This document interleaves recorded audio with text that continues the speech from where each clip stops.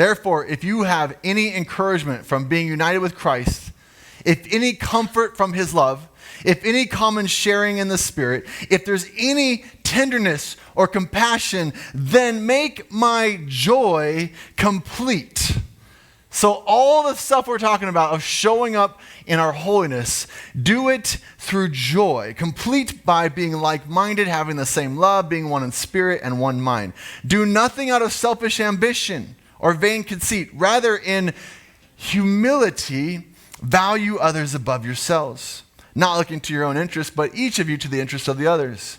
In your relationship with one another, have the mindset of Jesus Christ, who being in very nature God, did not consider equality with God something to be used to his own advantage. Rather, he made himself nothing by taking the very nature of a servant and being made in human likeness. And being found in appearance as a man, he humbled himself by becoming obedient to death, even death on the cross.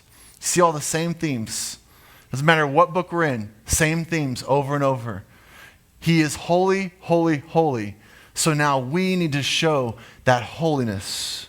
In this case, obedience. His was through going to the cross. What is our obedience?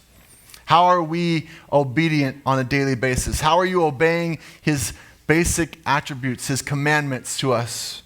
How are you showing through your life who Jesus is to everyone? It's not earning your way into heaven. That's not the sermon. The sermon is he was holy, so let's be holy. We show it through our obedience, even when it's challenging, even when it's difficult. Now, of course, you're here today, so I feel like I'm kind of preaching to the choir. You made it to church. That's a huge step. Or you're watching online. You know, you're tithers, you're serving, you joined a Bible study. I mean, you're doing your best. So take joy in that. I get that. I'm trying to do my best as well. This is actually not a negative sermon. It's a positive one that you're doing it. Be excited. Have joy.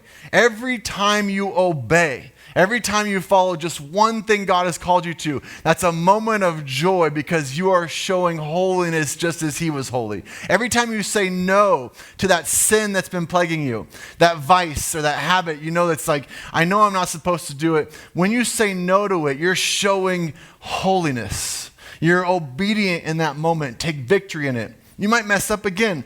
Then you do it right again. Take joy. That's how we live in holiness. Keep it up. You rock.